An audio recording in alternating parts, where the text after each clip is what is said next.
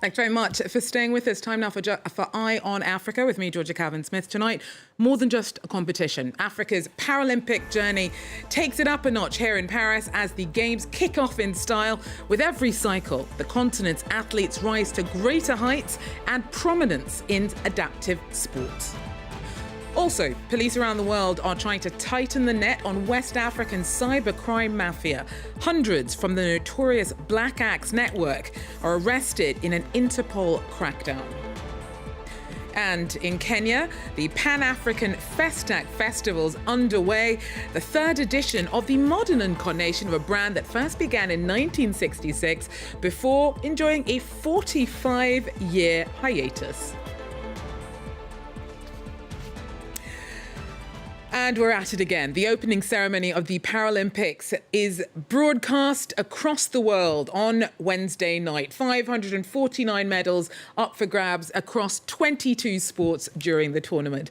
Africa bagged 63 medals in the Tokyo Paralympic Games, but this time around the continent's sporting elites are hoping to match or top the 97 medals its athletes bagged in Rio in 2016. Every year, the continent's para-athletes are carving out more space for themselves. The first African Para Games were held just last year in Ghana, and a record number of African athletes are now here for the Paralympics. And on the continent itself, top broadcasters are dedicating more hours of coverage of para events than ever. Now, for the Paralympics, from Johannesburg, Bulelo Tinta joins me now with more. Bulela, so you know the scene better than most. You've done your fair share of commenting for athletics and para-athletics in Africa. So for you, with your on-the-ground knowledge, who are the ones to watch? Well, I'm glad you mentioned that because there is one particular superstar. She's coming out of Mauritius and looking to make history for her country, Naomi Alphonse. I was fortunate enough to be on the finish line when she got a silver medal at Cape Town Marathon. In fact, she's a marathoner who's coming down to the track and is specializing and is the African record holder in the 100 to 100, 1500, distances. So that's 100, 400 and 1500. That is where you can catch this young woman. And I'll tell you what, look out for her not just to be an African star, because when we interviewed her in Cape Town, we said this is a global star, incredibly presentable, bilingual, and then a dynamite of an athlete. So that young woman is one to watch. From my country, and I should be impartial, but Peter du Preez. We wouldn't make you do that. No. Show your colours. It wouldn't be fair. I support from the heart. Peter du Preez, there he is. This man won the H1 road cycling, which is the time trial in Tokyo. We really have our hopes sort of on his shoulders. And for me, I want to give you the character of the games to look out for. Not only is she the Commonwealth Games champion, she comes out of Nigeria. Folashade Oluwafemiano, for me, is a woman that just watch her character. So she is a heavyweight 86 kg champion in Tokyo, gold medalist there. Watch her character because she is one who's a real star and a real character. Those three, for me, are the ones to watch. So those are the people. What about the places? What countries do you think are likely to put in the strongest showings during the Paralympics? Right, we'll start where I am here in South Africa. We've sent 36 strong. We're looking to sort of remember, it's not just about how many medals you get, it's about how many gold medals you get. That makes you finish at the top. Last time we were tied first for that, although obviously the Maghreb kind of dominated with Tunisia and Algeria. Algeria, we're getting 12 medals. So South Africa is the one threat. The other is the Algerians. They are just unstoppable. They were top of the table in terms of the African medals last time at the Paralympics.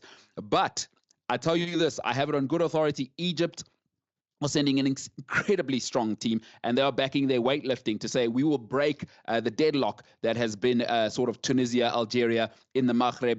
They've really put a strong effort here. So look out for Egypt to be the dark horse, to be the most successful African team. Now, so for me, every time I'm so stunned at how exciting it is, to be lucky enough to be in Paris as it's happening. And that is just exciting as a spectator. I cannot imagine what it must be like to actually be participating. What's your take on what this means for the para athletes participating in the Paralympics? As you said, the first African Para Games were only held recently. So for the athletes, not only is this big because with the 2 million tickets that have been sold, is for the first time for a lot of these athletes, they are going to get to perform in front of full stadia. And that doesn't happen often for these athletes. So for these great human beings who, just like you and me, I think sometimes able-bodied human beings get uncomfortable around these people and go, oh, maybe they aren't athletes like us, or I need to treat them with kid glove hands. Trust me, these are the most competitive human beings in the world. They want to be in front of the world and showing their skills and sacrifice for 4 to 8 years. So for me, I think it's special that for the first time, many African athletes will get to perform in full stadia in Paris. And for that, we must say kudos to Paris for what they are doing and treating these athletes like professional athletes, and which is exactly what they are. Well, I'm, literally every day I've been booking more and more tickets. It's kind of like an obsession. It's kind of bad. I don't even know if I have time to go to see the events that I bought tickets so. But thank you so much for breaking down why it's so exciting. Bulelo Tinta there for us, speaking to us from Johannesburg. Now, Africa CDC has called on manufacturers of the Mpox vaccine to share the technology to battle the disease. The health watchdogs close to securing 1 million doses for the continent, which is on the front line of the latest outbreak of Mpox after a resurgence featuring a new, more virulent strain that began last September in DR Congo. Now, the WHO declared an international emergency as cases began to spread to neighbouring countries and has logged 5,281 cases in Africa from January to August 25th. Meanwhile, Africa CDC has warned that its Mpox response is still less than 10% funded, and top voices from the WHO have also linked the latest outbreak to decades of neglect. For years, we have been calling for more research and for the development of diagnostics, therapeutics, and vaccines for Mpox. We see now it's attracting the attention of the international community. The Mpox outbreak is another reminder,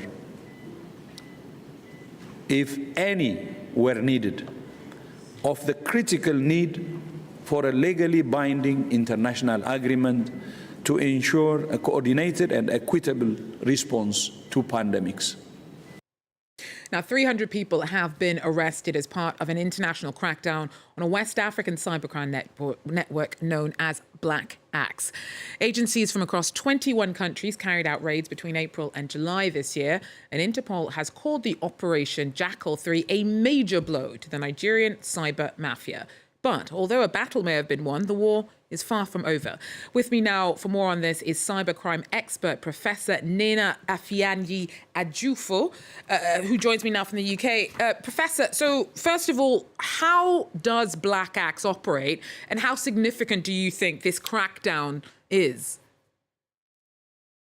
Very much. I would say immensely significant for the region because for years now, Black Axe has become synonymous with cyber criminal activities in the region originating from Nigeria. But one thing I must say is that, interestingly, when you think about Black Axe, people usually relate to the long years existence of a cultist group that emanated from Nigeria's higher institutions. But I fail to agree that this group that has been the subject of Interpol's operation is the same with that group. But why have they remained in existence? Because if you look back as far as 2017, the Canadian government said they had busted a money laundering group linked to the Black Axe that was worth $5 billion in criminal operations. In 2022 as well, Interpol said that Black Axe was the world's most organized cybercrime group, as well as if you look at in 2020, Ireland had arrested about 1,000 people linked to Black Axe. What has made them efficient in criminal activities over the years is their international recruitment strategy, the national recruitment strategy, and its operational capabilities, which is across national boundaries. This has been a challenge. So even though they exist in West Africa, they have a very organized international recruitment strategy, operational strategy, as well as the use of technology sophistication and digital payment systems such as cryptocurrencies. And of course, in the West African region, there is little or no regulation of the use of cryptocurrencies. So it has allowed them over the years to re-strategize and strategize into various modes of international criminal operation and get away at various times in terms of cyber criminal activities. So you've kind of talked us there through the progression of black acts and networks like that. But why do you think that the origins of such sophisticated cybercrime networks have been rooted in West Africa? This is actually very interesting when you think about the situation in the region. For example, Africa is the least digitalized region in the world, lacking the ultimate infrastructure required to tackle cyber crimes, lack of appropriate regulatory frameworks for tackling cybercrime and even appropriate policies. So why would such a syndicate exist in the West African region? Indeed, the volume of cybercrime emanating from the region is alarming. But one thing I always say is that you cannot divorce cybercrime from the extant social and cultural realities in the region. And this is really attributed to the high levels of unemployment and poverty rate. So, for example, if you look at the recruitment strategy of Black Axe, reports show that they actually recruit university graduates and young people who are in university. Of course, such skills are relevant for, cyber-enabled crimes or crimes that are dependent on computer networks. So it makes it very attractive. In Nigeria, you must have heard about the Yahoo Boys nomenclature, which has become a common nomenclature for identifying youths with an ambition to acquire wealth through online fraud, digital extortion, scams, and commercially available cyber extortion tools. So what it then means is that while cybercrime should ordinarily be a criminal dilemma in places like West Africa, the cybercrime landscape is a complex web of social and cultural realities. We can't describe the situation without thinking of the extant social realities of those living in the West African region. So it makes it very lucrative for cybercrime to emanate from the region. Nena Afianji Ajufo, Professor, thank you so much for that breakdown. Really interesting for you to talk us through that. And we hope to see you on again as we follow the crackdown on Black Axe's operations in the region. And finally, in Kenya, the Pan-African Festac Festival is well underway this week. It's the third edition of the modern incarnation of the brand because its first version began in 1966 before it entered into the continent's history books with a legendary 1977 edition, which was held in Nigeria. Then, unfortunately, it took a 45-year breather, but that's over. Our team reports. These Ugandan dancers have come to Kenya to share their art with the continent. Many performances at this year's Festac Festival are inspired by the renowned 1977 Nigerian edition, which at the time was the largest ever Pan-African gathering, bringing together hundreds of thousands of people. We need to have people who are vibrant, who looks at Africa in a different way. We need to see a unified Africa, because that is generally the main reason why we are coming together. The last two editions of Festac were held in Tanzania. Before that, there had been a 45-year pause. The festival's revival has attracted participants from across Africa, but audience numbers are still relatively small.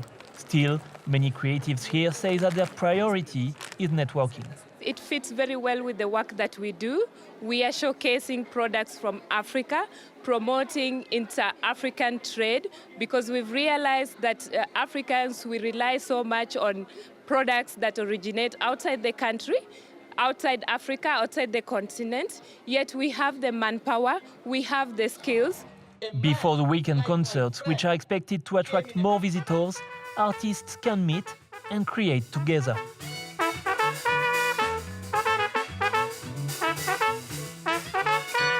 The whole idea is you can have a better life and better networking globally without having to be in a very serious environment. So the culture and art is what we use as a platform for people to connect. The free festival runs until September 1st. Organizers have not yet announced where the next edition will take place.